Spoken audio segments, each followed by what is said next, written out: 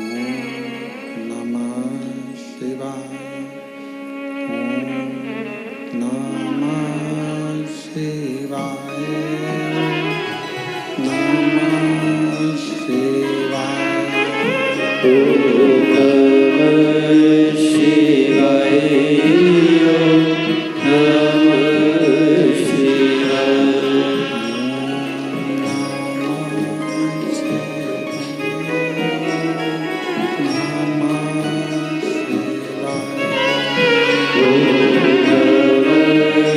शिवाय नमः शिवाय।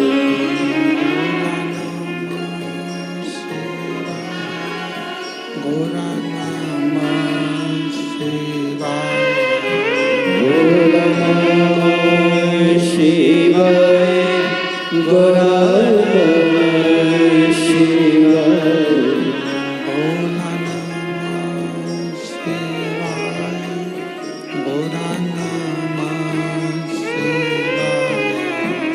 गौरा नमः शिवाय। गौरा नमः शिवाय। गौरा नमः शिवाय।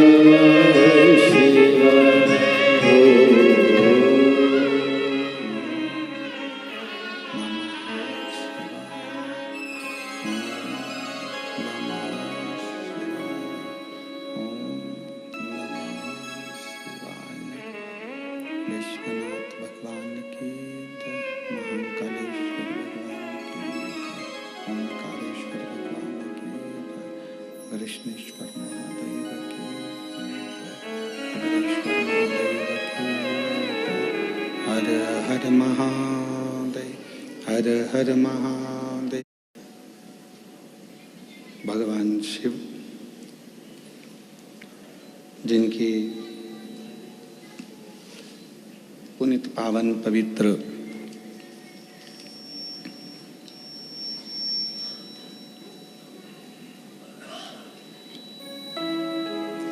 शिव महापुराण की कथा बाबा कृष्णेश्वर नाथ जी के पवित्र पावन चरणों में उनके पवित्र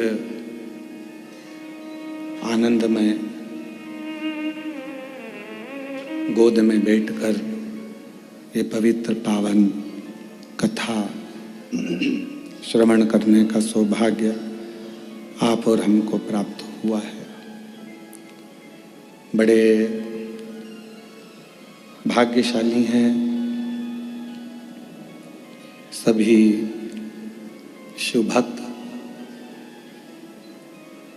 जो पितृपक्ष में गला पकड़ रहा है और आवाज क्लियर नहीं आ रही है साफ।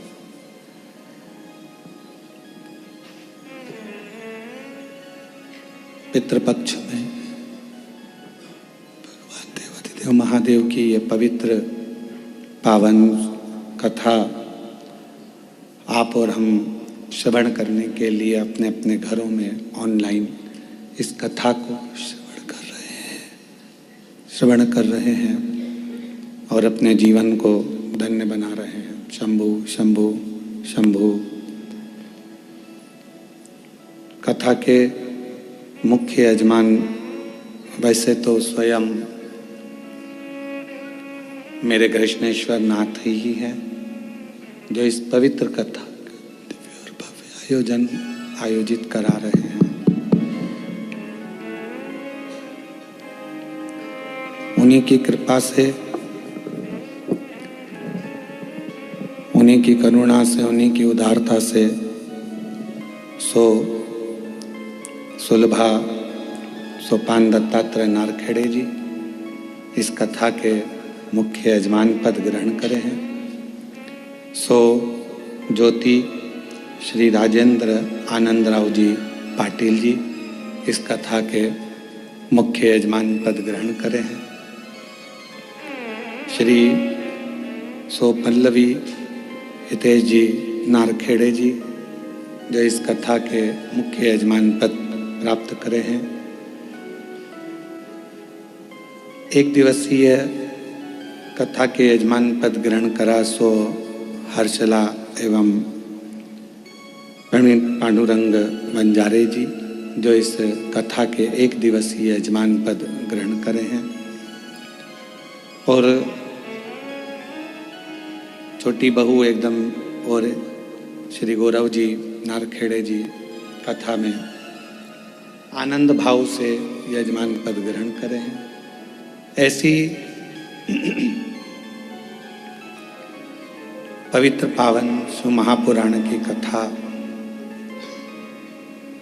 जो पितृपक्ष में बाबा कृष्णेश्वर नाथ की कृपा से आप और हम श्रवण कर रहे हैं। कथा मंडप में विराजमान सभी संत साधु सन्यासी जन तपस्वी ब्राह्मण जन जो कृष्णेश्वर नाथ मंदिर के इस पवित्र आनंदमय भाव में पधारे हैं उनके लिए भी बहुत बहुत साधुवाद प्रणाम दंडवत। एक छोटा सा जीवन है मानव का और उस मानव के जीवन में ऐसे बहुत सारे क्रम होते हैं जिन क्रमों के कारणवश मनुष्य परमात्मा से दूर होता चले जाता है। मन दृढ़ी है, ऐसा नहीं कि मन दृढ़ी नहीं होता है। संसार में जितने मानव जन्मने हैं, जितने मानवों का जन्म होता है, जितने मनुष्य जन्म लेते हैं उनको मन से भगवान दृढ़ी बनाकर भेजता है। पर व्यक्ति कानों से दृढ़ी नहीं हो पाता।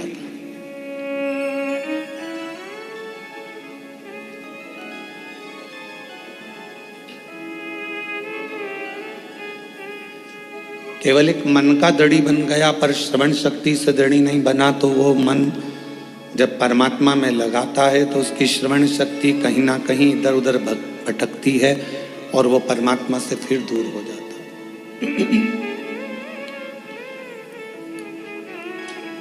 परमात्मा से दूर होने का कारण ही हमारी कहीं ना कहीं मन को भटकाने का क्रम ये कान कर जाते हैं। जैसे कई माताएं नियम बना लेती हैं, कई भाई नियम बना लेते हैं कि मैं शंकर भगवान को भजूंगा, मैं शिव जी को एक लोटा जल चढ़ाऊंगा, मैं शंकर भगवान का स्मरण करूंगा, मैं शिव के मंदिर जाऊंगा, शिव को भजूंगा, बेलपत्र का श्रृंगार करूंगा, शिव जी को चंदन अगर तगर से श्रृंगारित करूंगा।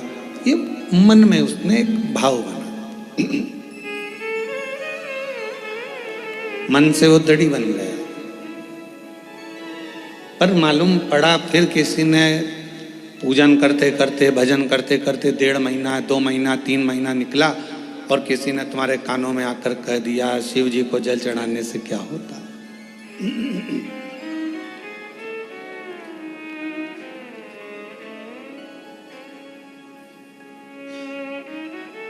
आप तो गलत संगत में पड़े हुए हो,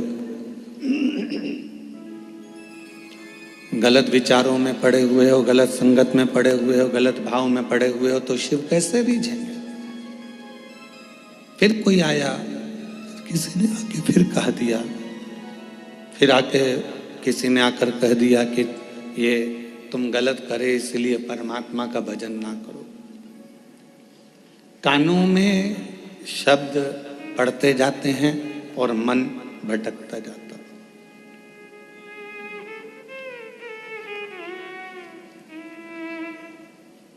मन भटकता कब है? जब हम गलत लोगों की बातों में आ जाते हैं।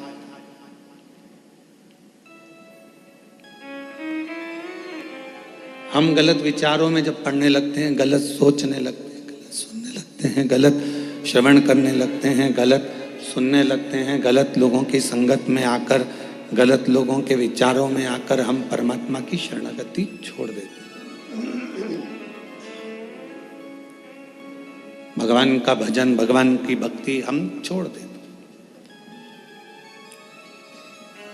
प्रभु मिलन में सुख है और प्रभु बिछड़न में दुख। जितना हम परमात्मा के करीब में जाते जाते हैं उतना उतना हमारे जीवन में लोग कहते हैं हम भगवान का इतना भजन करते हैं, हम इतना स्मरण करते हैं, हम इतनी पूजन करते हैं, हम इतनी आराधना करते हैं, हम इतना मंत्र जाप करते हैं, नाम जाप करते हैं, उसके बाद भी हमारी जिंदगी में दुख क्यों आता है?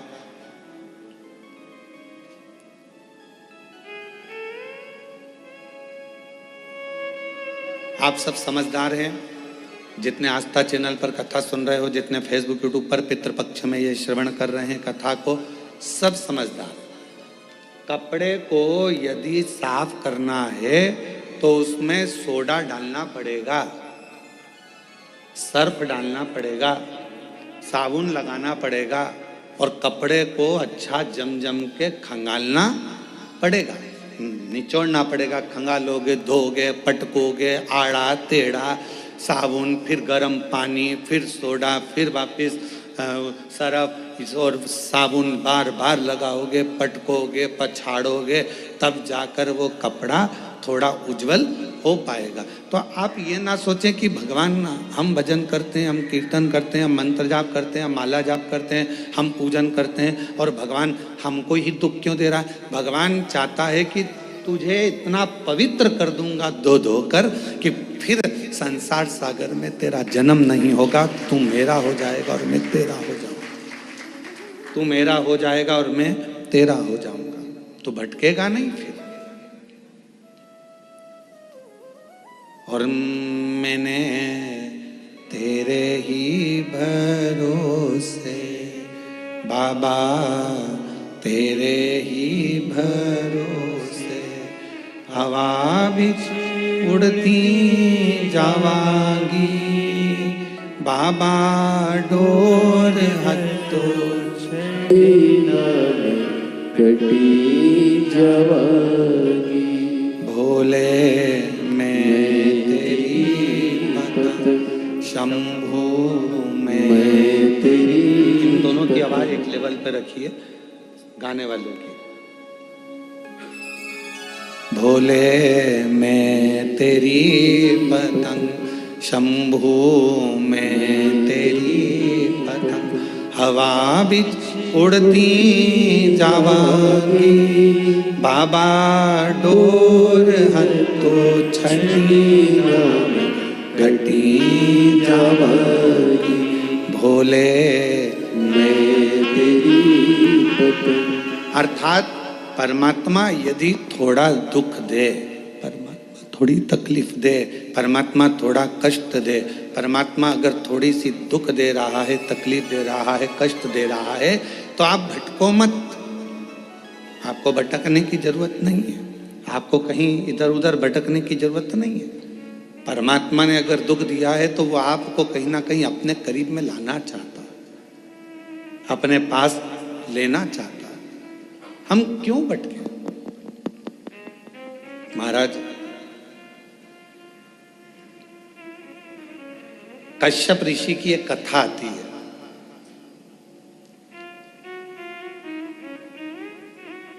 कि कश्यप बाबा, कश्यप ऋषि 12 ज्योतिर्लिंग का नित्य प्रति स्मरण करते थे।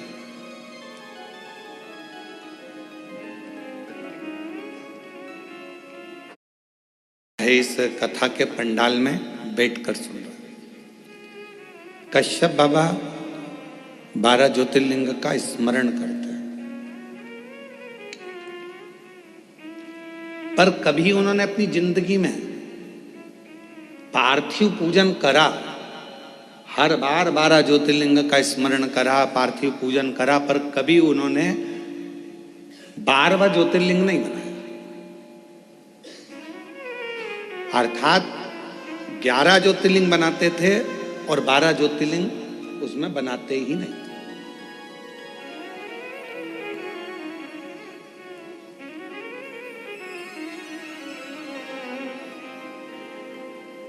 एक दिन देवऋषि नारद निकल कर जा रहे थे। अब आप लोग अगर 12 ज्योतिर्लिंग का पूजन कर रहे हो तो आप लोग कितने ज्योतिर्लिंग बनाओगे? जम के बोलो जरा। 12 बनाओगे ना। पार्थिव पूजन कर रहे हो तो 12 ज्योतिर्लिंग का निर्माण करोगे।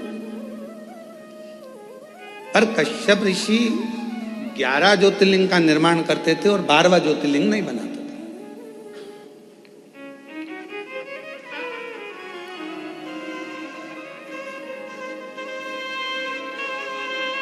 देवऋषि नारद का आगमन हुआ और देवऋषि नारद का आगमन हुआ और देवऋषि नारद ने आकर पूछा कि कश्यप बाबा एक बात बताओ, आप जो ये ज्योतिर्लिंग का निर्माण करते हो, ज्योतिर्लिंग बनाते हो, तो इसमें 11 ज्योतिर्लिंग बनाते हो, 12वां ज्योतिर्लिंग क्यों नहीं बनाते?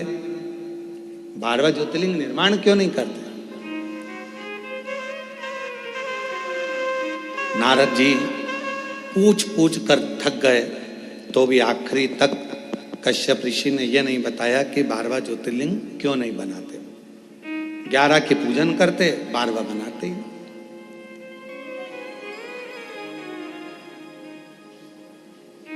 अब समय बीता,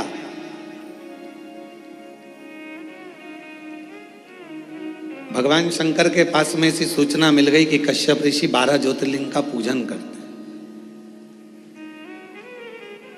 पर ज्योतिर्लिंग बनाते कितना है? जम के बोलो जरा। 11। और पूजन कितने ज्योतिर्लिंग की कर रहे हैं? अच्छे से बोलो, आवाज नहीं है। 12। तो जब 11 ज्योतिर्लिंग का आराधना कर रहे हैं, 11 ज्योतिर्लिंग का निर्माण कर रहे हैं, तो 12 ज्योतिर्लिंग का पूजन का फल कैसे मिले? कैसे प्राप्त हो? तब पार्वती जी एकदम रुष्ट होकर बैठ गई और पार्वती जी शिव जी की आराधना करने लगी। भोलेनाथ जी ने पूछा, पार्वती तुम रुष्ट क्यों?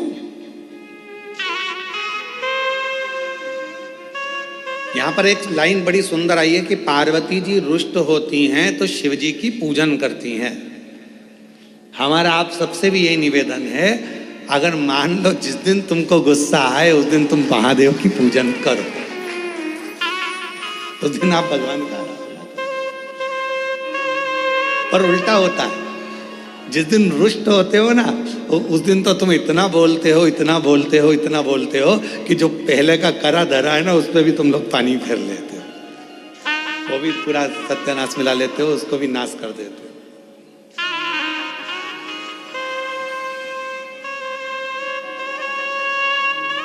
पार्वती जी अगर थोड़ी सी रुष्ट हुई हैं और माँ पार्वती जी अगर रुष्ट हुई हैं तो वो शिव जी की आराधना कर रही है, शंकर जी की आराधना कर रही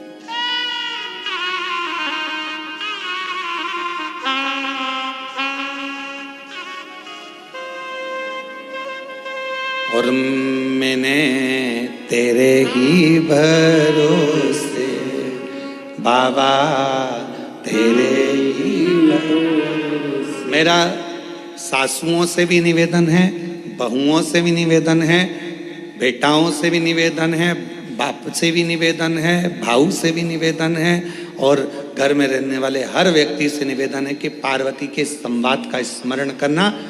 जब क्रोध आए कुछ नहीं करना, मुख चुप करना, एक लोटा जल उठाना और ले जाके देव अधिदेव महादेव पर चढ़ाना प्रारंभ करना।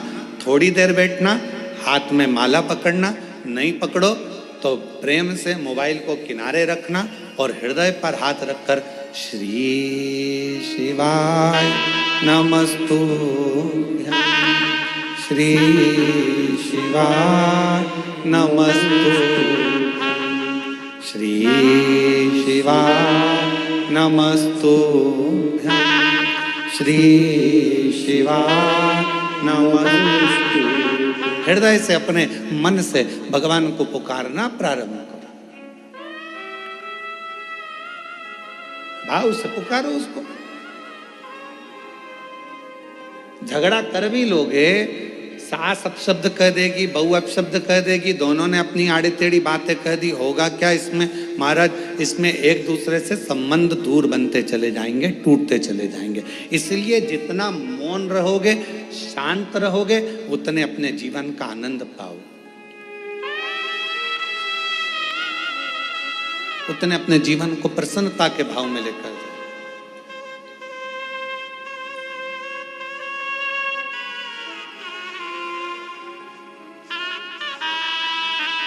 रहीमन धागा प्रेम का टूटे गांठ पड़ जाए। प्रेम का धागा जब टूटता है तो उसमें गांठ लग जाती है, और गांठ लग जाती है तो फिर वो गांठ जब भी खुलेगी, अर्थात दो हिस्से में ही रहे।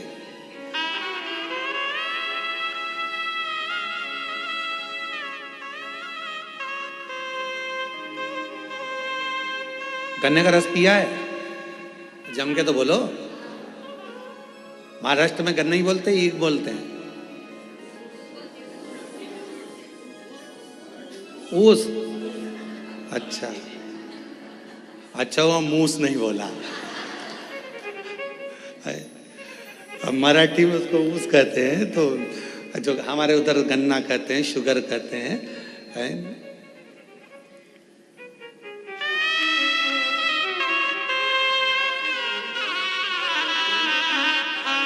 जो गन्ना होता है, उस गन्ने में थोड़ा थोड़ा दूर पे एक एक गांठ रहती है। गन्ने के पूरे भाग में मिठास होता है, पर जहां गांठ होती है ना उसकी, उसमें मिठास नहीं होता, उसमें रस नहीं होता।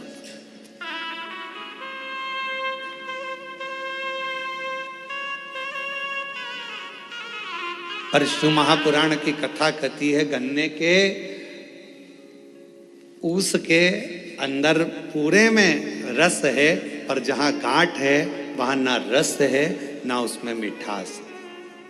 पर एक बात याद रखो, जब कोई गन्ने के रस में बहुत डूब जाता है ना, तो उसको गांठ में भी रस आना प्रारंभ हो जाता है, और उसमें भी उसको मिठास का नजर आना।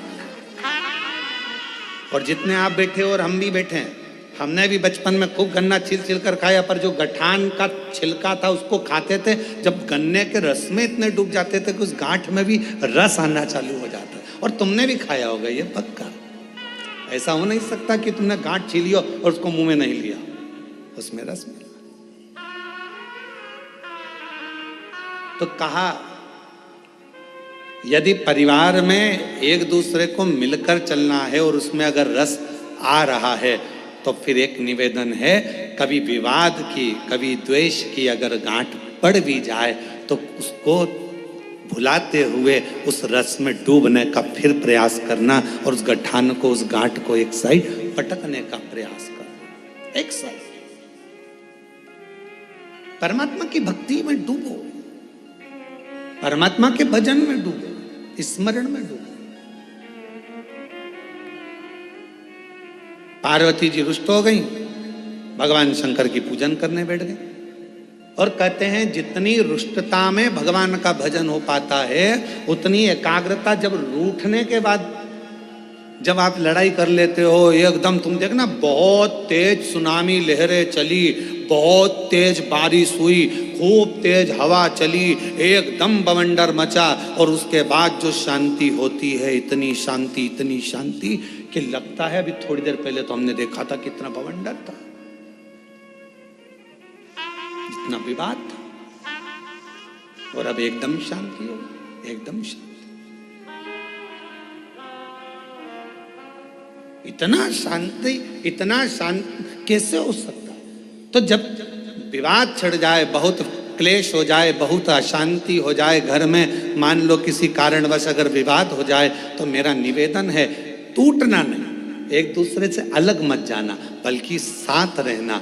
तुम उसको समझना, वो तुम्हें समझेगा, और एक दूसरे से साझा बनाकर ये गन्ने के रस जैसा उसका आनंद लेते हुए आगे बढ़ते चले जाना, उसमें क्लेश ना हो। और मत बुरे कर्म कर बंदे, वरना पछताएगा। भगवान की आंखों से तू बच नहीं पाएगा, तू बच नहीं पाएगा। अरे ओ अज्ञानी मत कर नादानी, अरे ओ अज्ञानी मत कर नादानी। तेरे कर्म का फल भी तू ही पाएगा, जैसा किया तूने तेरे आगे आएगा। मत बुरे कर्म कर बंदे, वरना पछताएगा। भगवान की आंखों से तू बच नहीं पाएगा, तो बच नहीं पाएगा। आप कर्म करते चलो।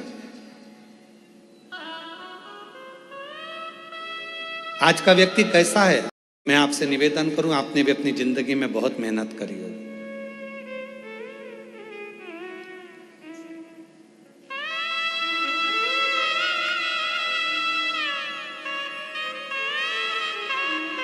खूब मेहनत करी,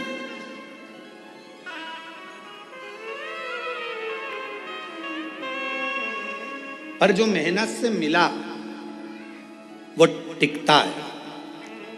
जो तुरंत आया वो तुरंत चले जाता है।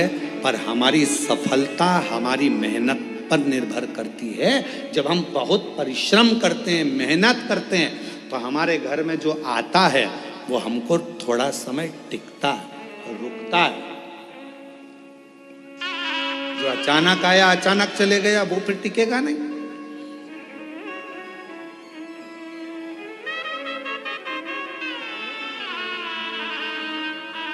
और मेहनत कर कर जो सुख मिलता है ना, वो सुख दूसरा ही है।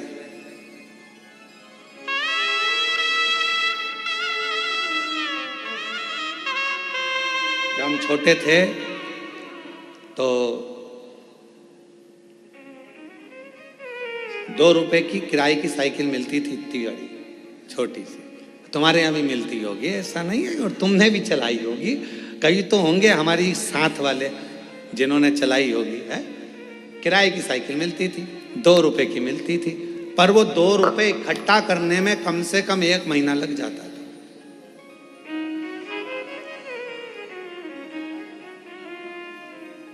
हितेश, तेरे को तो मालूम ही नहीं होगा बेटा, मालूम है कितना?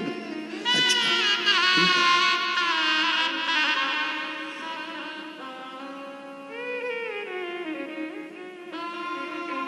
वो 2 रुपए इकट्ठे करने में 1 महीना टूट जाता था।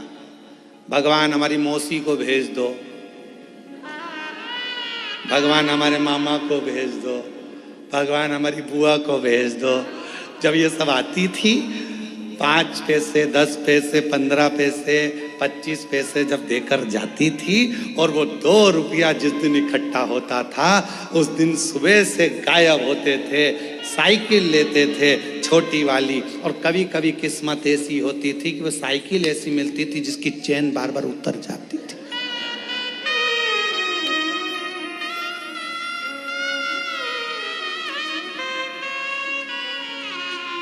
और साइकिल लेके अब बताओ, साइकिल वाले की साइकिल दम अपनी लग रही है, मेहनत अपनी हो रही है, घूम अपन रहे हैं, और सब देख रहे हैं, और यहाँ भगा वहाँ भगा, हाँप रहे, पर वो टाइम देख रहे, 5 बजे देना है वापिस। 5 बजे ही निकल पहुँचते थे, बिल्कुल लगे लगाए समय पर, एकदम 5 बजने वाला है तब अपन पहुँच के वो साइकिल देकर आते थे। तब तक पूरे थक जाते थे, एकदम चला कर वो 2 रुपए पूरे वसूल कर लेते थे। और फिर मम्मी पूछती थी, बेटा वो देकर गई थी 15 पैसे, 10 पैसे, 20 पैसे, 25 पैसे, तो उसकी तो मैं साइकिल चलाए आया, क्या मिला तुझे? तो मम्मी बहुत मजा आया, आनंद आया, खुशी मिली, आनंद मिला। इतनी मेहनत जो करी है ना, तो ये मेहनत कर कर जो सुख मिला है, उसके आगे सब शून्य है, सब शून्य।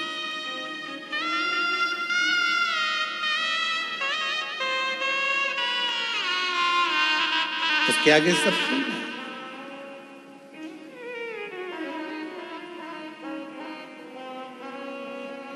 और कभी कभी जो मेहनत के बिना बिना मेहनत के मिल जाता था वो कहीं ना कहीं गिर जाता था। एक बार हुआ ऐसा हमारे साथ भी, तुम्हारे साथ भी हुआ होगा। नवरात्रे का समय था, नमक चौराहे पर बैठी माता जी हमारे सीहोर में, और नमक चौराहे पर माता जी बैठी, और माता जी बैठी तो वहाँ पर एक स्टेज बना, स्टेज पे साबुन रखा, पाउडर का डब्बा रखा, और नहाने का साबुन, कपड़े धोने का साबुन, सरफ की थैली, और वहाँ ले जाके खड़ा कर दिया। 10 पैसे दो और 10 रिंग फेंको। तुमने भी फेंके होंगे ऐसे गोले गोले रिंग। अब परंतु वो इतने साल हो गए उसमें एक साबुन नहीं आया, और एक दिन साबुन अगर आ गया तो साबुन को खुशी खुशी लेकर जा रहे थे, और मालूम पड़ा कि वो साबुन रखा था जेब में, जेब थी फटी और साबुन पूरा गया।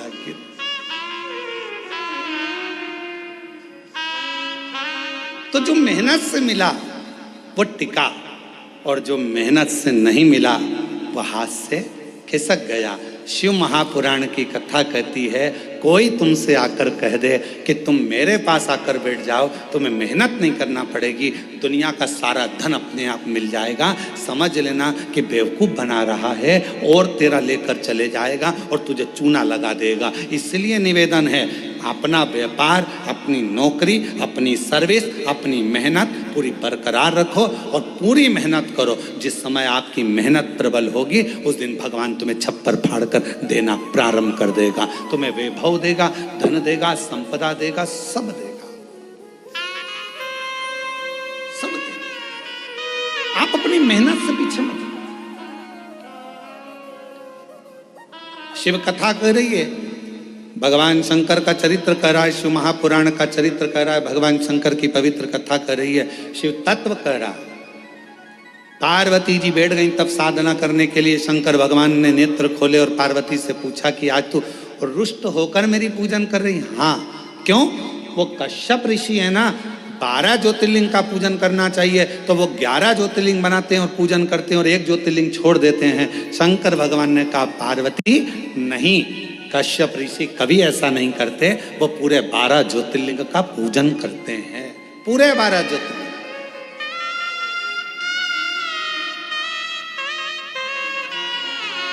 चलो जरा देख के आओ। पार्वती जी ने शिव जी को लिया साथ, और चलो जरा देखो, मैं बताती हूँ तुमको 11 ज्योतिर्लिंग बने। और कश्यप ऋषि का रोज का नियम था, ज्योतिर्लिंग बनाते वो पूजन करते पार्थिव लिंग की। चलो अभी दिखाती हूँ। और ले गए, जो सामने देखे तो 11 ज्योतिर्लिंग बने थे। शिव जी को पार्वती जी करेंगे, देखो 1 2 3 4 5 6 7 8 9 10 और 11। अब शंकर भगवान बोले, अभी रुक मैं गिन के बताता हूं, देख 1 2 3 4 5 6 7 8 9 10 11 12। पार्वती जी बोली, क्यों मुझे पागल बना रहे हो प्रभु? अब तुम तो शिव जी हो ना, तो तुम अपने आप को क्यों गिन रहे हो? तो भगवान शंकर बोले, 12 ज्योतिर्लिंग की पूजन कर रहा है। पूछो कश्यप ऋषि से। बाबा कश्यप ऋषि के सामने प्रकट हो गए। कश्यप बाबा ने देखा, आज तो भगवान प्रकट हो गए। जब जब ये उलझन होती है ना, जब जब झगड़ा होता है, जब जब कोई विवाद उत्पन्न होता है, जब जब कोई क्वेश्चन आता है, जब जब कोई प्रश्न आता है, जब जब कोई बवाल मचता है, समझ लेना उसमें कोई ना कोई मंथन होकर कुछ निर्णय निकलने वाला।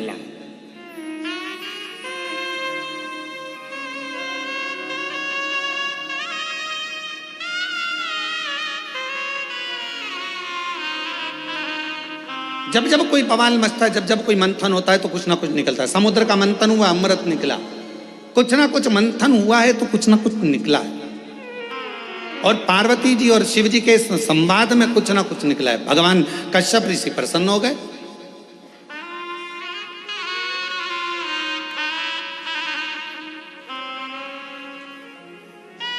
और मंथन में कुछ ना कुछ निकलना जरूरी भी है। एक प्रसंग बड़ा सुंदर है महाराज जी।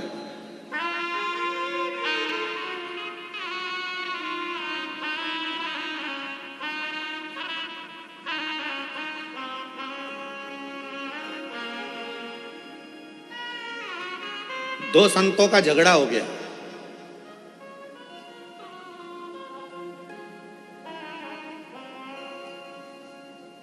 और आपस में दोनों झगड़ लिए।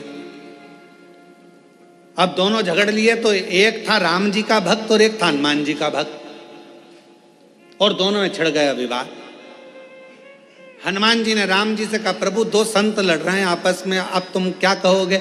राम जी बोले, कहना क्या है, अब इन दोनों को प्रमाणित करने के लिए अपन दोनों को जाना पड़ेगा। जब जब संत झगड़ते हैं, साधु झगड़ते हैं, सन्यासी झगड़ते हैं, तपस्वी झगड़ते हैं आपस में, जब कोई भगवत प्रेमी आपस में झगड़ते हैं तो उसका निर्णय करने के लिए स्वयं परमात्मा को बीच में आना पड़ता है और परमात्मा को निर्णय करना पड़ता है।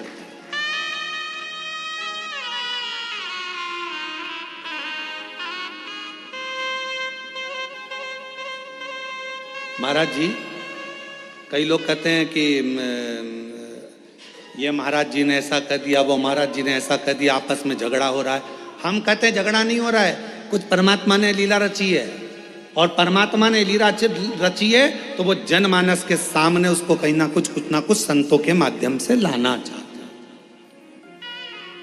संत कभी झगड़ा नहीं करते, संत कभी एक दूसरे के ऊपर आक्षेप भी नहीं करते। लोग कहते हैं उन्होंने ऐसा बोल दिया, उन्होंने वैसा बोल दिया, उन्होंने ये भाषा का प्रयोग करा, उन्होंने वो भाषा, ना ना ना, उनके बीच में कोई एक परमात्मा की एक शक्ति, मेरे शिव का एक स्वरूप, मेरे राम, मेरे कृष्ण, मेरे शंकर, मेरे भगवान विराजमान है, जो ये निर्णय करना चाहते हैं कि इनके बीच का साझा कैसे।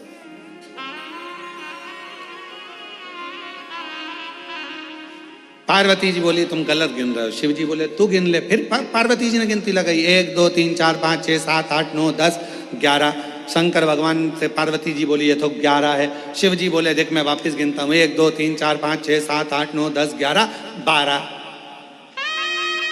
फिर पार्वती जी बोली तुमने फिर अपने आप को गिन लिया। शंकर भगवान बोले कश्यप ऋषि से पूछ ले कि कश्यप बाबा तुम ये 11 शिवलिंग बनाते हो कि 12 शिवलिंग बनाते हो? कश्यप बाबा से पूछा पार्वती जी ने कि कश्यप ऋषि तुम इतने बड़े ऋषि हो, करना चाहिए 12 पार्थिव लिंग बनाना चाहिए, उनकी आराधना करना चाहिए, और तुम 11 पार्थिव की पूजन कर रहे हो, 11 लिंग की पूजन कर रहे हो और 11 लिंग की पूजन करते हो, ये कोई अच्छी बात है? करना है तो 12 की करो। इतने में कश्यप ऋषि ने कहा माँ मैं 12 ज्योतिर्लिंग की पूजन करता हूं, आप ना मानो तो देख लो कहाँ है 12 ज्योतिर्लिंग। कश्यप जी ने कहा एक विघ्नेश्वर महादेव, वो हर व्यक्ति के दिल में नजर आता है,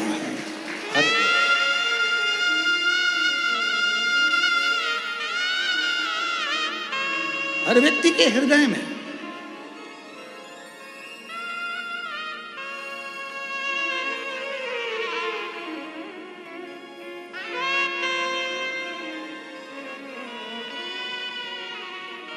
बारहवां ज्योतिर्लिंग एक ऐसा ज्योतिर्लिंग है घृष्णेश्वर महादेव। 12वां ज्योतिर्लिंग एक ऐसा ज्योतिर्लिंग है घृष्णेश्वर महादेव जो हमारे हृदय में निवास करता है। कितना सुंदर कहा है स्कंद पुराण में घृष्णेश्वर बाबा के लिए, बेरुल के लिए वर्णन किया गया। जिस परिवार में, जिस परिवार के अंतर्गत मान लो कोई ना कोई एक बहुत बड़ा दुख आकर टिक गया हो और वो दुख हट ना रहा हो, तो घृष्णेश्वर महादेव का स्मरण कर कर यदि पीपल के वृक्ष के नीचे बस केवल हृदय से घृष्णेश्वर का जप कर कर, घृष्णेश्वर नाम का उच्चारण कर कर एक 4 बत्ती का दीपक यदि पीपल के वृक्ष के नीचे प्रज्वलित कर दिया जाए प्रदोष के दिन, तो वो भारी से भारी दुख भी केवल 7 दिन के अंदर कट जाता है। 12 ज्योतिर्लिंग में से एक ज्योतिर्लिंग है घृष्णेश्वर महादेव जो हमारे हृदय में निवास करते हैं। मन की ज्योति है, हृदय की ज्योति है। और हम आप सबके पावन चरणों को नमन करते हैं। बेरुल वालों, आप घृष्णेश्वर बाबा के नजदीक में रहते हो, आप जैसा किस्मत वाला दुनिया में कोई नहीं होगा जिनके पड़ोसी घृष्णेश्वर महादेव। हम आपको नमन करते हैं, आपको प्रणाम करते हैं। और जितने आस्था चैनल पर कथा श्रवण कर रहे हैं, जितने आस्था चैनल पर कथा सुन रहे हैं, जितने बहन भाई, जितनी माताएं, जितनी मेरी जीजियां, जितने मेरे जीजाएं, जितनी मेरी बेटियां बेटा इस कृष्णेश्वर महादेव की पवित्र भूमि से पितृपक्ष में ये शिव महापुराण की कथा को ऑनलाइन श्रवण कर रहे हैं, हम आप सबके चरणों को नमन करते हैं। आप जैसा किस्मत वाला कोई नहीं होगा, क्योंकि यहाँ शास्त्र वर्णन करता है कि 12वां ज्योतिर्लिंग कृष्णेश्वर एक ऐसा ज्योतिर्लिंग है जो जहां जिस जगह पर बैठकर उसको याद करता है, वो 12वां ज्योतिर्लिंग उसको वहीं पर करुणा करना प्रारंभ कर देता है। वो 12वां ज्योतिर्लिंग,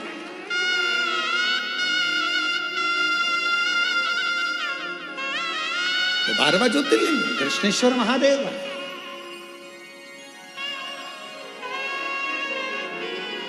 और तेरी कृपा बिना ना हिले एक भी अणु, लेते हैं श्वास तेरी कृपा से। बखान क्या करूं मैं राखों के ढेर का, चपटी भभूत में खजाना कुबेर का। हे गंगाधार मुक्ति द्वार ओंकार तू, भोले ओंकार तू। आयो शरण तिहारी शंभु तार। कृष्णेश्वर महादेव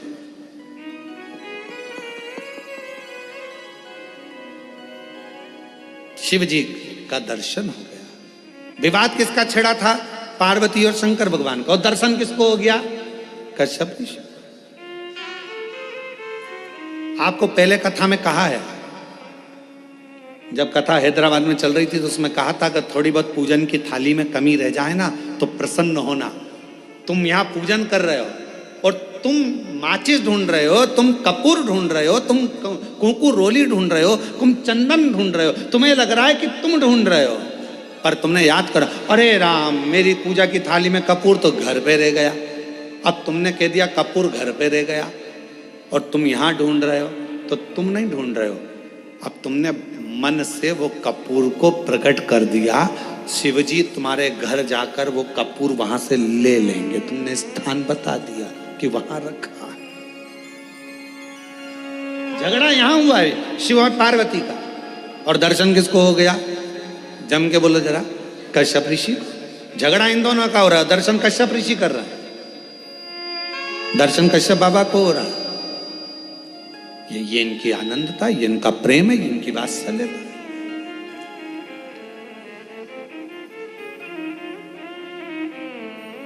महाराज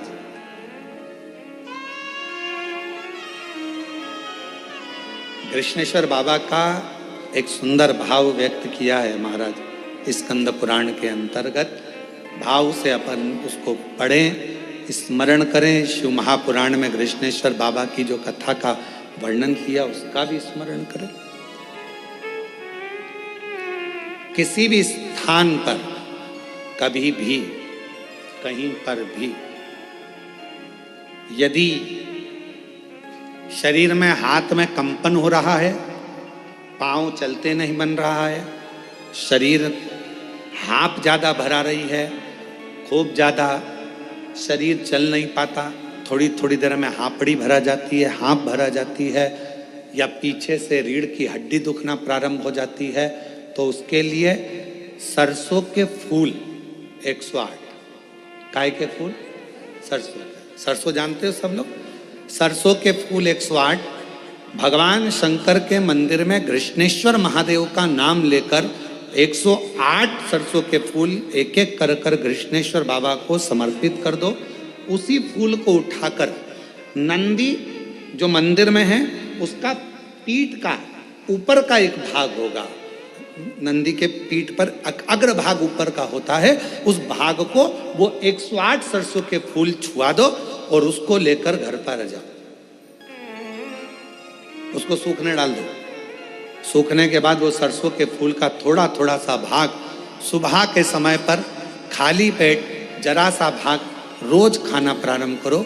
21 दिन तक 20 दिन तक अगर आपने रोज खाया, आपके हाथ का कंपन और जो चलने में आपको हाँफ भरा रही है वो, और रीढ़ की जो हड्डी दुख रही है उसमें धीरे धीरे अंतर आना अपने आप प्रारंभ हो जाएगा। कृष्णेश्वर महादेव का स्मरण, कृष्णेश्वर फिर कहेंगे कश्यप बाबा 11 ज्योतिर्लिंग का निर्माण करते हैं, 12वां ज्योतिर्लिंग नहीं बनाते हैं। क्यों?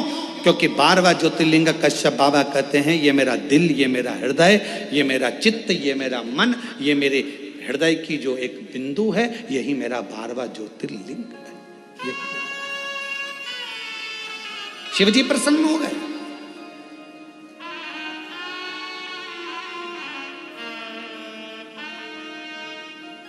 मांगो तुमको क्या चाहिए?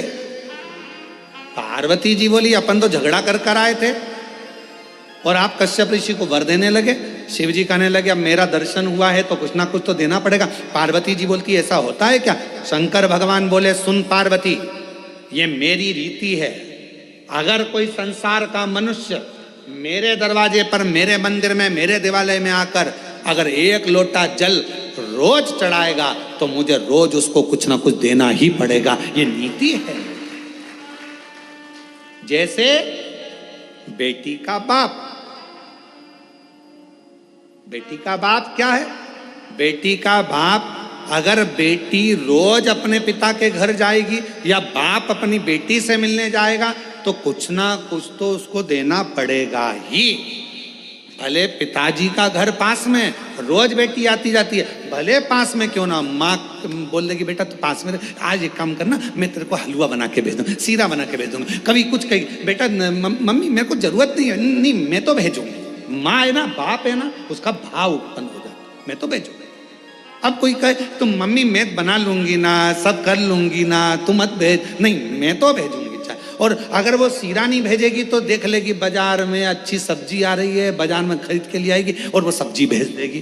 भले हरा धना भेज दे, मिर्ची भेज दे, पर कुछ ना कुछ भेजे। रोज अगर बेटी अपने माँ बाप से मिल रही है तो माँ बाप उस बेटी को जरूर देंगे, और माँ बाप अगर बेटी से मिल रहे हैं तो जरूर देंगे। उसी तरह मेरा शंकर सबका बाप है, पिता है। जब हम रोज जाते हैं तो वो रोज कुछ ना कुछ हमको देता जरूर है।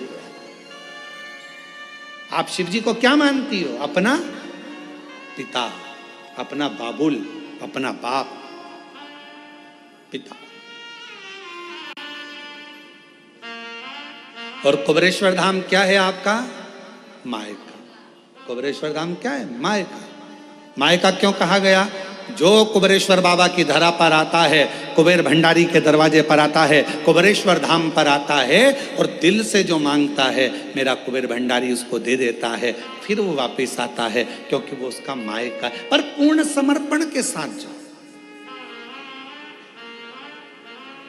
वहां तुम्हारी किसी से पहचान नहीं है।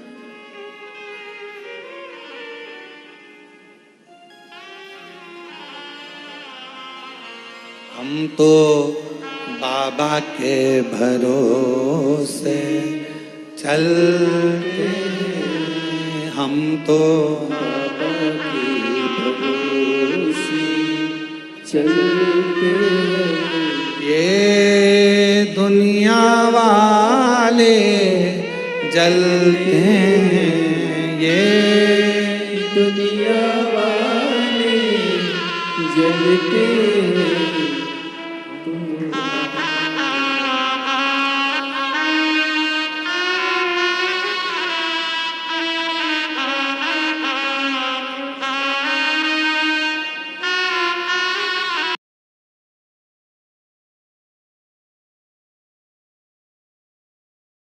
तो बाबा के चलते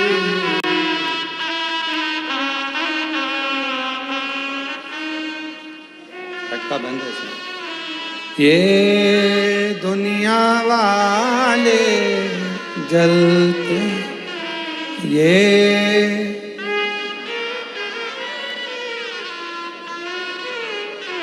हम तो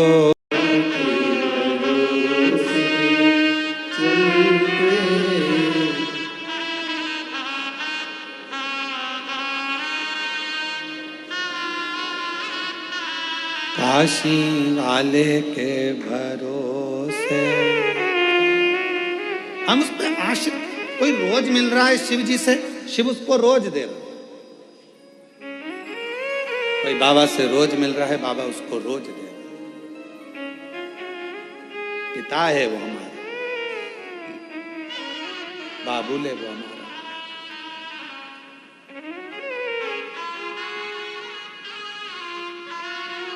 भोले ने हमको चलना सिखाया, बाबा ने हमको चलना सिखाया, सब भक्तों से मिलना सिखाया, सब भक्तों से मिलना सिखाया। और जब ये सब कुछ हो जाता है तो हम सीना तान के चलते हैं, हम तो सीना ताने चलते हैं डमरू वाले के भरोसे चलते हैं। और ये सब कुछ जब भगवान शिव ओगड़दानी त्रिकालदर्शी कैलाशी अविनाशी शंकर जब करुणा कर देते हैं तो हम स्वयं सीना तान कर। कश्यप ऋषि मांगो तुम्हें क्या चाहिए। अब कश्यप बाबा ने जैसे, पार्वती जी बोली क्यों दे रहे हो, शिव जी बोले तूने झगड़ा करा, फल दूसरे को मिला। यही होता है, झगड़ा अपने घर में होता और मजे पड़ोसी लेते। बोलो सही है कि गलत है? झगड़ा तुम्हारा, लड़ कौन रहा है? पति पत्नी। मजा कौन ले रहे हैं? परिवार के लोग, पड़ोस के लोग, रिश्तेदार। अरे वो उनकी बहू और उनकी सास की खूब लड़ाई चल रही है। अच्छा है, अच्छा है, लड़ने दो, अच्छा लड़ने। अरे वो बाप बेटा लड़ रहे हैं, अच्छा है लड़ने दो, अच्छा है लड़ने, दूसरे मजे ले रहे हैं। अब लड़ाई किसकी हुई? शंकर पार्वती जी का विवाद चला और मजे किसके हो गए? कश्यप ऋषि जी के। और कश्यप ऋषि के मजे क्या हुए? कश्यप बाबा से भगवान शिव कह रहे मांग ले। अब कश्यप ऋषि ने मन में सोचा कभी दर्शन नहीं होते, आज हो ही गए तो डट के मांगी लूं। हे प्रभु कृपा करिए, मेरे घर में आप पुत्र बनकर जन्म ले लो। पार्वती जी बोली बताओ, इससे तो अपनी कोई रिश्तेदारी भी नहीं थी, अब तुम इनके घर में जन्म ले लोगे तो मेरा ससुरा हो जाएगा।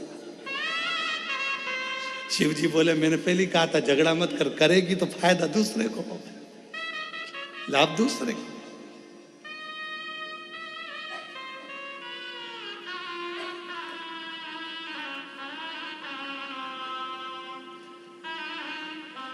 एक घर में एक सास और बहू थे। बहुत उन दोनों का आपस में बनता नहीं था, बिल्कुल नहीं बनती थी। और बनती नहीं तो उनके यहाँ सबसे ज्यादा झगड़ा सास बहू का होता तो फायदा दूसरे का होता। अभी देखो फायदा कैसे होता। एक महाराज भिक्षा मांगने गए, माता भिक्षाम देई, माता भिक्षाम दे। इतने में बहू आई, बहू ने आकर एक कटोरी आटा दान दे दिया। महाराज निकल के जा रहे थे, इतने में वहीं से उसकी सास आ गई। ए बाबा इधर आ, कहां से मांग के ला रहा है? तुम्हारे घर गया था। कौन मिला? बहू। क्या दिया? एक कटोरी आटा। वो कौन होती है देने वाली? चल मेरे साथ चल, मेरे साथ चल। ओ बस एक कटोरी? मेरा घर है, मेरी प्रॉपर्टी है, मेरा मन, चल मेरे साथ। और अंदर गई और 4 कटोरी आटा लाके महाराज को दे दिया। फायदा किसका? दूसरे का। अब एक दिन सास अंदर थी और महाराज आए, माता भिक्षाम देही। सास ने कहा कि रोज रोज आया था, नहीं देना, आज नहीं दूंगी, जा। इतने में वो महाराज चल दिया। सामने से बहू पानी लेकर आ रही थी, हंडा मटके। उसने पूछा महाराज जी कहाँ से आ रहे हो? तुम्हारे ही घर से आ रहे हैं। मिल गया? कुछ नहीं मिला, तुम्हारी सास ने कछू ना दिया, कुछ नहीं दिया। चलो मेरे साथ, आओ जरा, आओ आओ जरा। वो कौन होती है मना करने वाली? जब मेरा पति कमा रहा है तो मैं दूंगी, चल। और गई अंदर, और अंदर जाके आधा किलो चावल, आधा किलो चने की दाल सब बांध के ले आई, और आटा वाटा सब लाके दे दिया। ले, फायदा किसका? महाराज का। झगड़ा कौन कर रही? सास बहू, और फायदा दूसरे।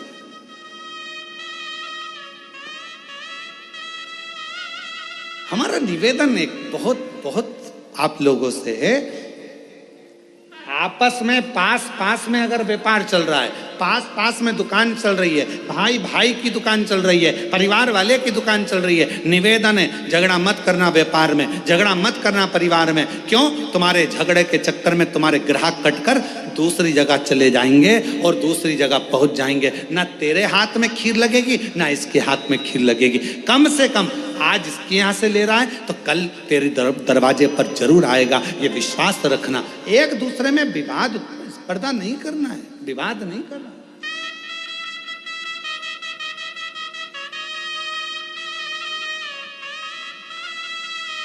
और हम विवाद में पड़े। कश्यप ऋषि ने कहा वर दीजिए मेरे घर में आप पुत्र बनकर आई। शंकर भगवान बोले कश्यप बाबा तुमने रोज 11 शिवलिंग का निर्माण करा है और मन को 12वां शिवलिंग माना है, इसलिए मैं तुम्हारे घर में 11 रुद्र के रूप में प्रकट होऊंगा। तुम्हारे यहाँ 11 रुद्र के रूप में मैं आऊंगा। 11 रुद्र अवतार शंकर भगवान के जो 11 रुद्र अवतार हुए वो कश्यप बाबा के यहाँ हुए, सुरभि के।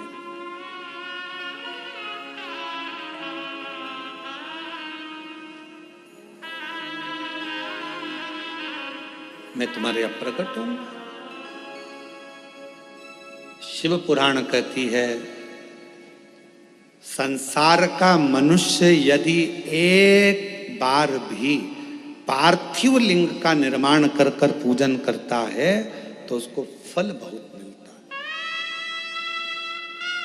महाराज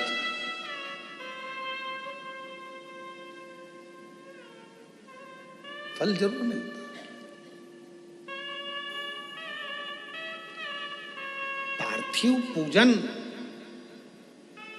कुछ ना करिए, केवल एक घर के बगीचे में, घर के गमले में अगर मिट्टी है तो उसको ऊंचा कर कर शिवलिंग वहीं बनाकर वहीं जल चढ़ाना प्रारंभ कर दो, उसका फल मिलेगा, उसका लाभ तो। पर निवेदन है केवल दिखावे से, मन की शुद्धता, मन के भाव।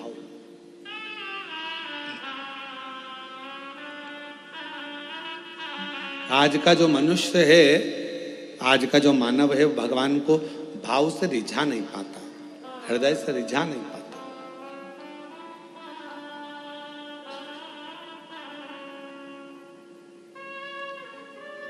जैसे उत्तानपाद की श्रीमद् भागवत में वर्णन आता है कि राजा उत्तानपाद की 2 पत्नियां थी, एक सुनीति एक सुरुचि।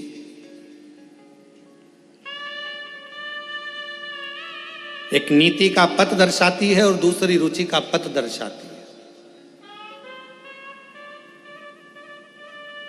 राजा की पहली पत्नी थी सुनीति,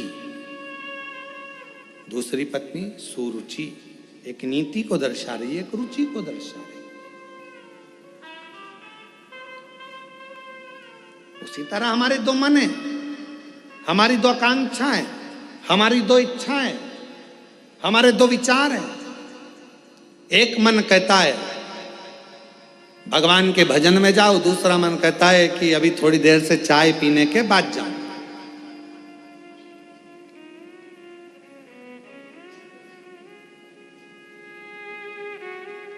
और आप में से कई लोग होंगे ऐसा, जैसे इस होटल में कथा चल रही है, तो इस होटल में कथा चल रही है तो कई लोग पहले से आ गए होंगे, तो उन्होंने विचार करा होगा आप होटल में अपन चाय पी लो फिर कथा में बैठेंगे। अंदर लाके पहले एक बार की चाय पी पुआ के फिर अपन कथा में चले।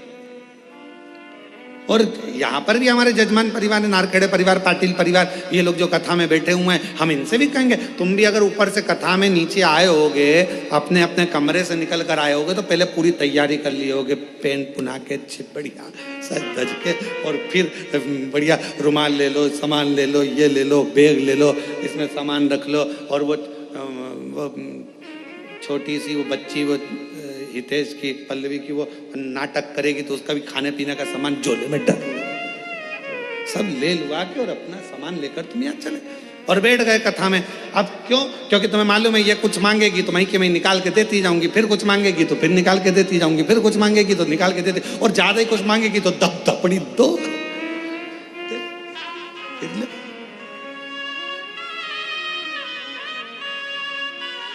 और महाराज कथा कर रही है कि भगवत भजन में पूर्ण समर्पण के साथ दिखावा नहीं चाहिए, बस समर्पण पूरा चाहिए। शंभो शरणे पड़ी मांगू घड़ी रे, दुख काटो दया, सब बोलो दर्शन। अभी कथा चालू हुई उसके पहले चंद्र ग्रहण पड़ा, बोलो पड़ा कि नहीं पड़ा? अरे जम के तो बोलो पड़ा ना। ग्रहण कब पड़ा? दो ग्रहों के बीच में कोई तीसरा फंस गया तो ग्रहण पड़ा। तो केवल ऊपर ग्रहण नहीं पड़ता, नीचे भी पड़ता है।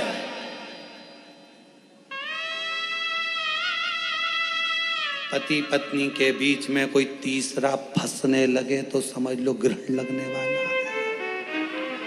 भाई भाई के बीच में कोई, दोनों बढ़िया रह रहे हो, व्यवहारिकता अच्छी है, दोनों का काम धाम अच्छा है, तुम अपना काम कर रहे हो, वो अपना काम कर रहे हो, और बीच में मालूम पड़े किसी ने आकर अड़चन उत्पन्न करना प्रारंभ कर दिया, किसी ने बीच में टांग अड़ाना प्रारंभ कर दिया, समझ लो तुम्हारी रिश्तेदारी में, तुम्हारे संबंधों में, तुम्हारे स्नेह में, तुम्हारे प्यार में ग्रहण पड़ने वाला है। और वो ग्रहण तुम्हारे परिवार, जैसे ग्रहण लगता है तो सब बंद हो जाता है, मंदिर के द्वार भी बंद हो जाते हैं, लोगों को नहाना पड़ जाता है।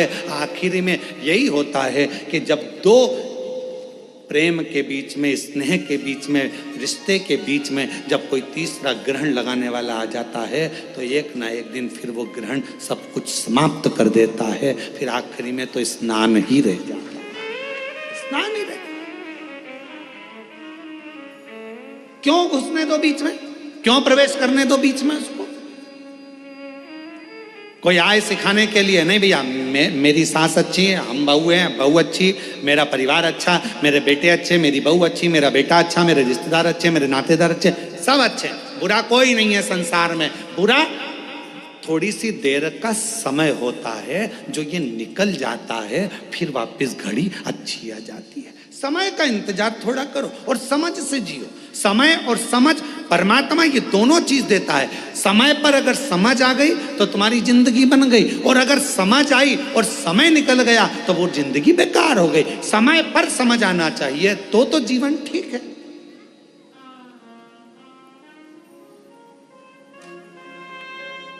अब व्यक्ति के जीवन में समझ ही समझ और समय नहीं आया, अच्छा तो क्या मतलब का? तो भगवान दोनों चीज साथ में देता है, समय और समझ, परमात्मा दोनों साथ में देता है। बस इतना अपने ऊपर निर्भर करता है कि समय पर समझ रहना चाहिए। अगर समझ पर समय नहीं रहेगा तो फिर वो समझ किसी काम की नहीं है। भगवान ने अगर मौका दिया, जैसे ये हितेश नारखेड़े ने मौका का चौका लगाया, इन्होंने कहा गुरुजी सीहोर में कथा हो रही है ऑनलाइन, तो हमेशा सीहोर से होती रहती है, अब की बार कथा कृष्णेश्वर बाबा को सुनाने के लिए आओ, और कथा ऑनलाइन कृष्णेश्वर बाबा के धाम से हो। तो मन भी करा कि हाँ अच्छा योग लगा है ऐसा कि बाबा, और हम प्रयास करेंगे। हितेश तुमने अच्छी प्रेरणा दे दी इस चीज़ के लिए। हम प्रयास करेंगे कि अब जब भी कोई कथा इधर उधर हुई और कैंसिल हुई और वो मालूम पड़े ऑनलाइन हुई, तो हम प्रयास करेंगे कि 12 ज्योतिर्लिंग में एक ज्योतिर्लिंग में जाके कर दिया करेंगे, कोई जजमान को पकड़ कर ऐसे किसी जजमान को पकड़ लिया करेंगे और कह दिया करेंगे 50 आदमी तुम्हारे आओ, आराम से अपने कमरे लो और एक हॉल करो और उसमें बैठकर ऑनलाइन और सब आस्था चैनल पर कथा श्रवण करें और अपने जीवन को सार्थक बनाए। ऐसा अच्छी प्रेरणा दी है आपने, है? बहुत अच्छी बात। 12 ज्योतिर्लिंग के ज्योतिर्लिंग हो जाएंगे और कथा का आनंद हो जाए। अब यहाँ जितने बैठी है ना, सब तैयारी में लग गई है। महाराज अब ना छोड़ेंगे, अब रुको तुम, अगला हम पकड़ते तुमको त्रंबक आंदो ऑनलाइन।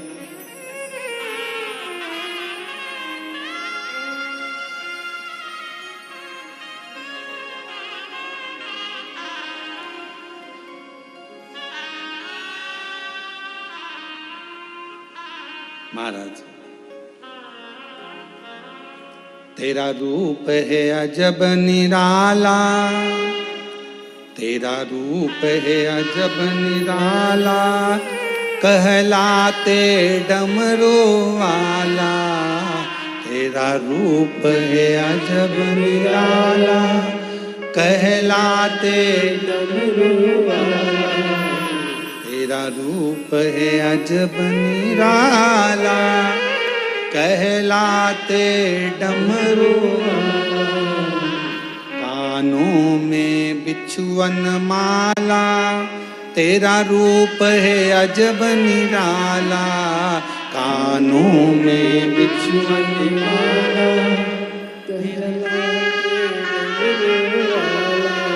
कानों में बिछुअन माला, आँखों में तेज निराला। कानों में बिछुअन माला, आँखों में तेज निराला। माथे पे हे चंदा, तुमसे ही पावन गंगा, तन पर है भस्म रमाए। ओ नंदी के असवार, काशी के तुम अवतार। तुम कितने सुंदर हो ओ भोले, कितने सुंदर। तुम कितने सुंदर हो भोले, कितने सुंदर। तेरा रूप है अजब निराला, कहलाए डमरू वाला। तेरा रूप है अजब निराला, कहलाए डमरू वाला। मेरा शंभु, मेरा शंकर, मेरा त्रिकालदर्शी, मेरा कैलाशी विनाशी, जो दिन रात कृपा करने वाला है, करुणा करने वाला। इसलिए कभी भोलेनाथ बन के, विश्वनाथ बन के चले आना। भोले जी चले आना, विश्वनाथ बन के, भोलेनाथ बन के चले आना। भोले जी चले आना। सब गाइए, विश्वनाथ बन के, भोलेनाथ बन के चले आना। भोले जी चले आना। विश्वनाथ बन के, भोलेनाथ बन के चले आना। भोले जी चले आना। तुम महाकाल बन के आना। तुम महाकाल बन के आना। ओ महाकाली को संग में लाना। महाकाली को संग में लाना। महाकाली को संग में लाना। महाकाली को संग में लाना। त्रिशूल हाथ लेके, डमरू साथ लेके चले आना। भोले जी चले आना। त्रिशूल हाथ लेके, डमरू साथ लेके चले आना। भोले जी चले आना। शंभो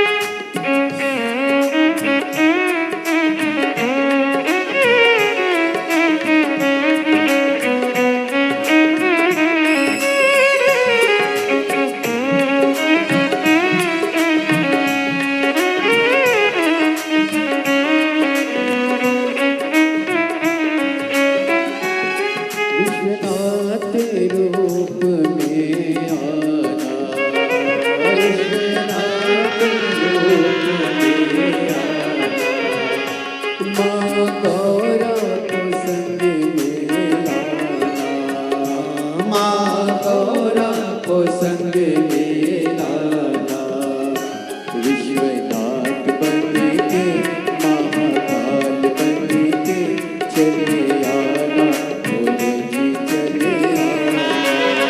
ओ विश्वनाथ बन के महाकाल बन के चले आना, बोले जी चले आना। विश्वनाथ बन के महाकाल बन के चले आना, बोले जी चले आना।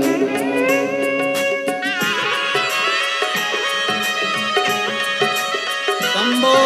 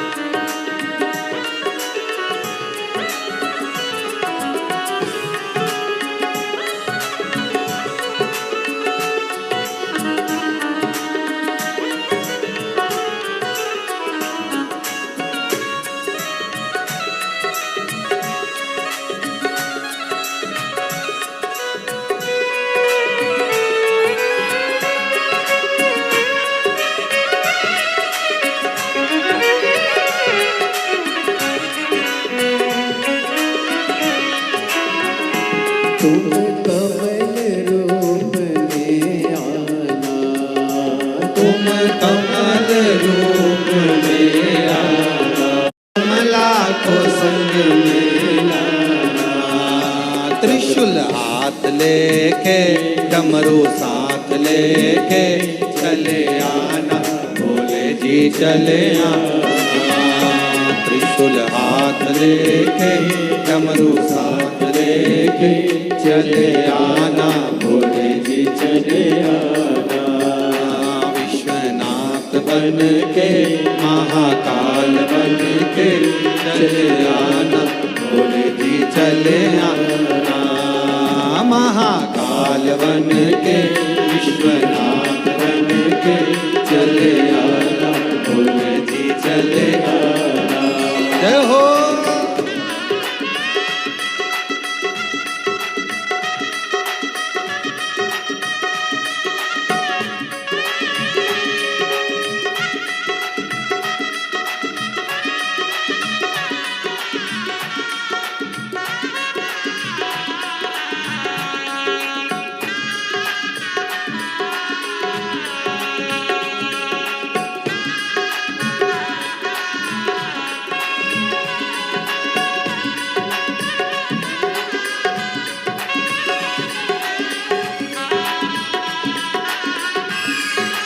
शंभो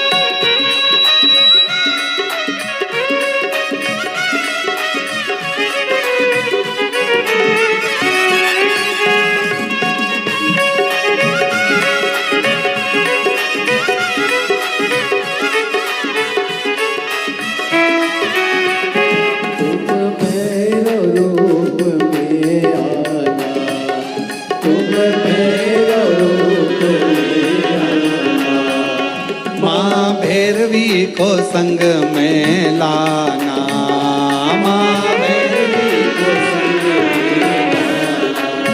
हो तुम भैरव रूप में आना, तुम भैरव रूप में आना, ओ माँ भैरवी को संग में लाना, माँ भैरवी को संग में लाना।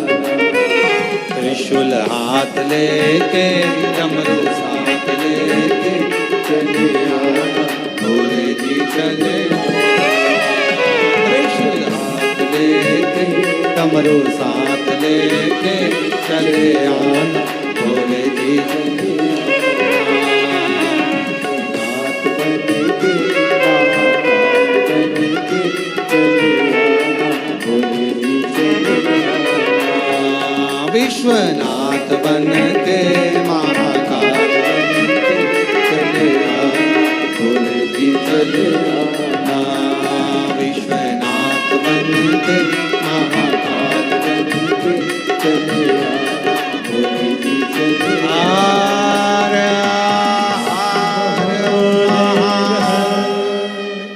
अपने स्थान पर बैठकर भगवान शिव जी से अपने मन का भाव कहिए, हृदय से प्रार्थना करिए, विनय करिए, निवेदन करिए और बाबा को अपने मन का भाव बोलिए, हृदय से प्रार्थना करिए।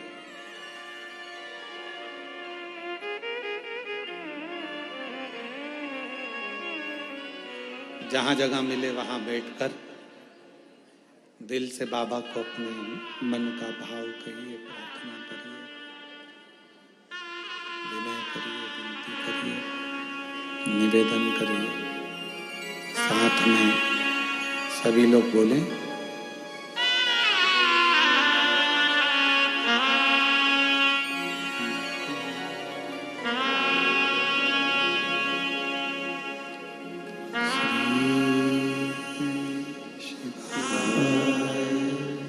नमस्तु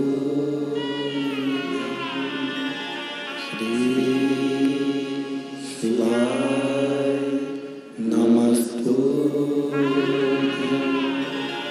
श्री शिवाय, नमस्तु श्री शिवाय, नमस्तु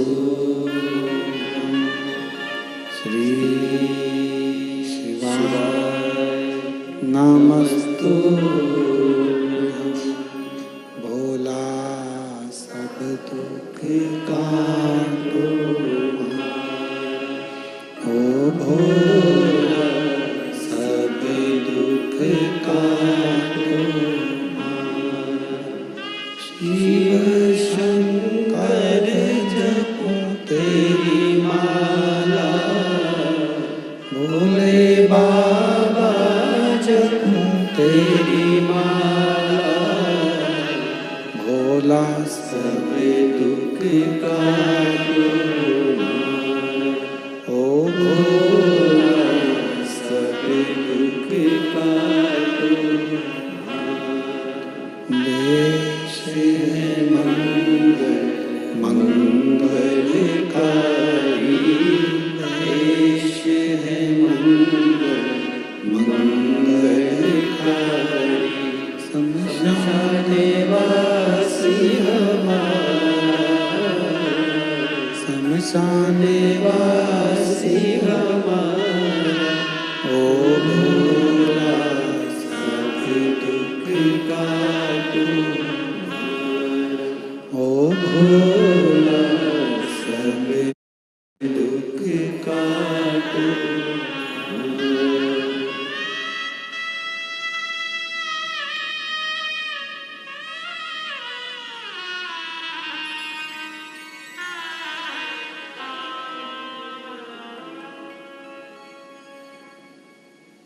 बाबा देवादिदेव महादेव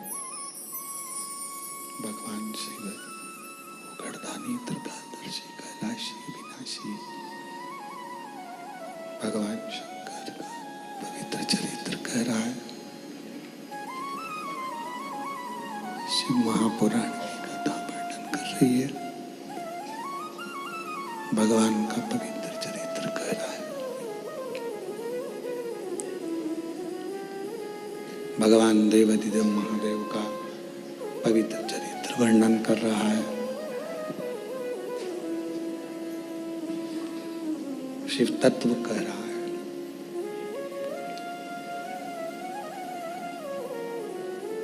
कश्यप बाबा को वर दे दिया।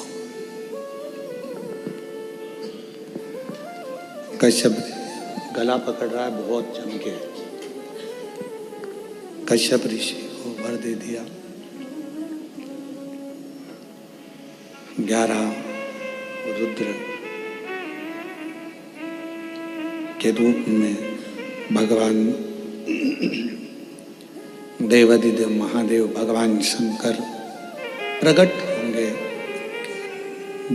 घर के अंदर। 11 रुद्र के रूप में भगवान शिव प्रकट हो जाएंगे। ये वर स्वयं भगवान शंकर ने कश्यप ऋषि को दिया है, कश्यप बाबा को दिया है। कथा कहती है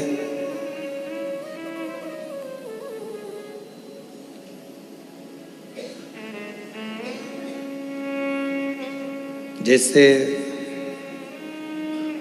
भगवान ब्रह्मा जी और भगवान विष्णु जी के झगड़े में श्रेष्ठ कौन के झगड़े में भगवान शंकर का प्रथम शिवलिंग पृथ्वी पर प्रकट हो गया था। झगड़े में ही तो प्रकट हुआ है। ब्रह्मा जी कहते हैं कि ये पूरा सृष्टि का पालन करता, रचना करता, संहार करता, सब में हूं। और भगवान विष्णु उनको समझा रहे हैं कि आप इस व्यर्थ प्रपंच में मत पड़ो, ये तो सब शिव की माया है। क्यों प्रपंच में पड़ना, क्यों विचार करना, ये सब शंकर का है। आप और हम भी इन्हीं प्रपंचों में फंसे हुए हैं। कोई ने कह दिया जल चढ़ाओ, कोई ने कह दिया जल मत चढ़ाओ, कोई ने कह दिया बेलपत्र खचड़ी हुई खाओ, कोई ने कह दिया मत खाओ, कोई ने कह दिया प्याज मत खाओ, लहसुन मत खाओ, कोई ने कहा प्याज खाओ, लहसुन खाओ, कोई ने कह दिया ये मत खाओ, कोई ने कह दिया वो मत करो, कोई ने कह दिया ऐसा मत करो, कोई ने कह दिया वैसा मत करो।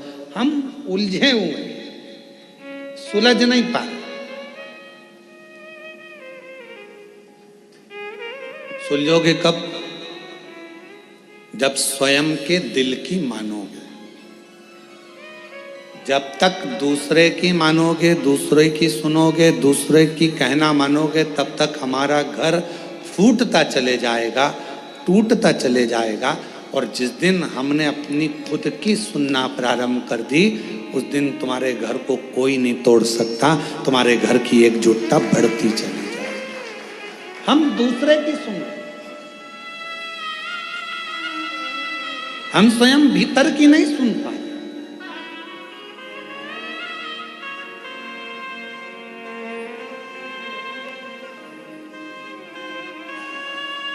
कल एक किसी छत्तीसगढ़ की एक बहन जी ने एक प्रश्न सीहोर में लिखकर भेजा कि गुरुजी से पूछना, अगर वो कथा सुन रही होंगी तो श्रवण करें, कि गुरुजी से ये पूछिएगा कि क्या हमारे पूर्वज, हमारे पितर जो चले जाते हैं, क्या वो भी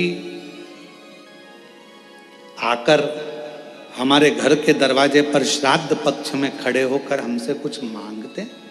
क्यों नहीं मांगते?